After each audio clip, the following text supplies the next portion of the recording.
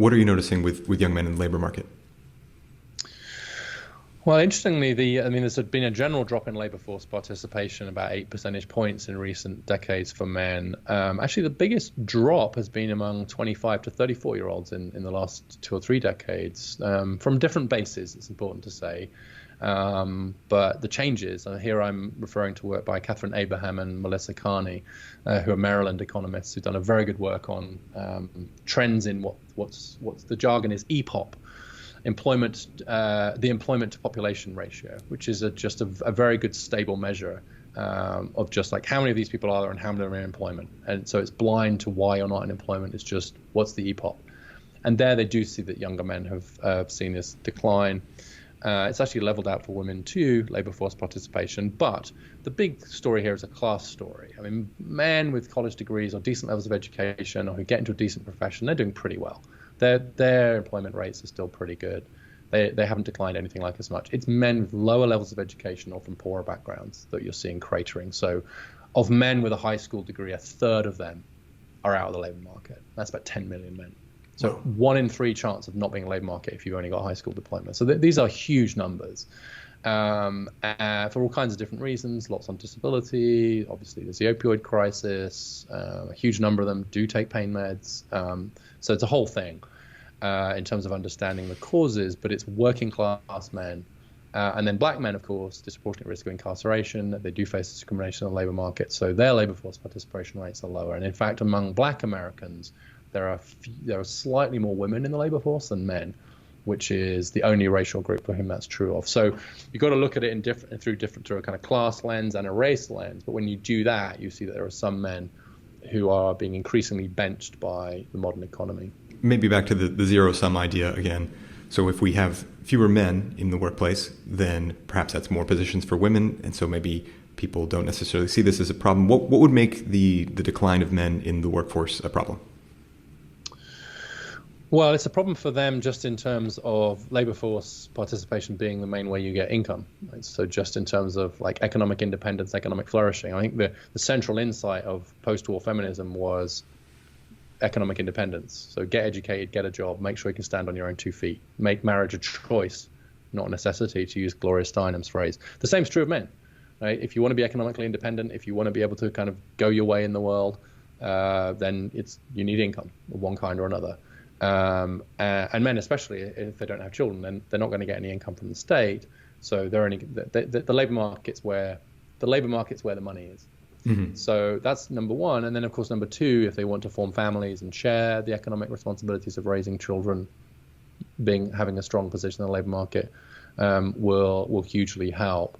And what's most troubling, and here I'm thinking of work by Nicholas Eberstadt at the American Enterprise Institute and others too, is that a lot of the men who are out of the labor market, it's not clear what they're doing. So I want to be clear, it would be a very, very different world if the reason why men weren't in the labor market is because they were at home raising the kids. But they're not. It's actually slightly murky. They're trying to figure out what they're doing. They're quite unlikely to be living with the mothers of their children quite often, sometimes quite attenuated relationships with their children. They're not very involved in community life, etc. As I mentioned before, big problems with disability, opioid addiction, alcohol, etc. So there's this kind of sense of what are they doing, and generally speaking, they're in trouble. They're floundering, right? It's not. They haven't replaced work with another productive activity. It's basically just there's this big vacuum there, and that's what I think one of the reasons why men account for 3 times as many of the deaths of despair as women. That's suicide, alcohol, or drug overdoses. 3/4 of the opioid deaths are male. Obviously, suicides 3 or 4 times higher among men than women, and falling. So whereas homicide rates are declining quite steeply, suicide rates are going up quite sharply. And I think a lot of that is just about this sense of being kind of benched, of kind of being redundant, not just redundant in the economic sense, but redundant more generally. And that turns out to be incredibly bad for men's health and well-being. So those are the reasons why we should worry about it. Not just of course, it's bad for the economy, and it's bad for women because it means they're having to do more and more of everything. But it's also just bad for the men themselves. What is that redundant more generally? What do you mean by that? Well, so there's a phrase, maybe an Anglo-American thing, but so to be made redundant is to lose your job, right? So there's an economic definition of redundant, but I'm broadening that to say Just like, what are you needed for? What are you contributing to? Who's relying on you? And one thing, I'm probably more certain of this than almost anything else in my life, which is people need to be needed. We all need to be needed. Yes. Now, the nature of that needed can change, right? Needed by whom? Our kids, our wife, our family, our church, our parent. But if you start to feel like you're not needed, if you start to feel like, well, the labor market doesn't seem to need me, and my family doesn't seem to need me, and my community, if I'm not needed, then I think that sense of, that's what I mean by redundant, is that you're just like, what's the value of you? And I was very struck doing the work for this book by a study that Fiona Shand and her colleagues did, where they looked at the words that men use to describe themselves before suicide. And the two words that they most commonly use to describe themselves before suicide were useless and worthless. And it seems to me that if you have a situation where people feel like they don't know what their use is or their worth is in the world, then the high suicide rates should surprise us by how low they are rather than by how high they are. And I think that gets to this really deep cultural question, which is particularly for men with limited economic power. They're in a labor market that's really tough. We've transformed the relationships in the family so that women are now economically independent. The traditional roles and rites of passage and so on of men have fallen away for some very good reasons, but not been replaced. That means there are so many men, boys and men, who are really, really struggling.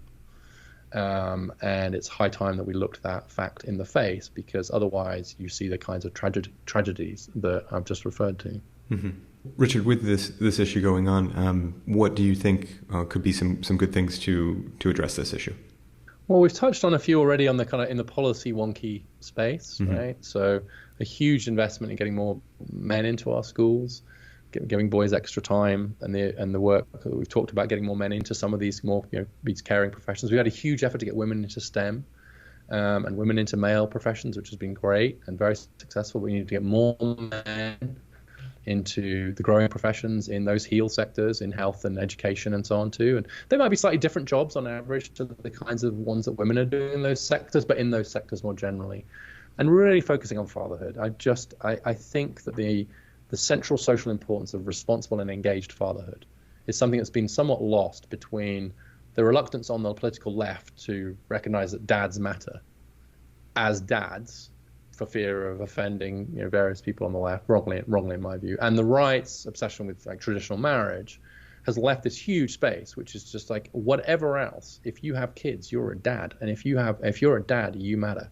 You're not worthless, you're not useless, you're absolutely essential to the well-being of your kids, especially your sons. And so more paid leave for dads, better treatment of unmarried fathers, and more just I guess the last thing I'll say is just a cultural conversation about this issue, which allows us to come back where we started at the beginning of this conversation, Brendan, that we can think two thoughts at once.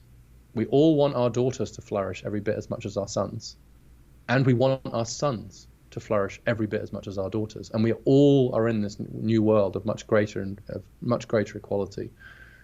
But we should pay much closer attention to what's happening to our boys and men, just on the basis of being in favor of human flourishing, and avoid pathologizing the problems that boys and men are having.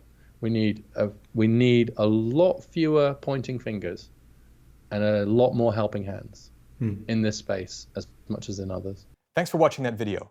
To see the full episode, check out the box over here or the link in the description.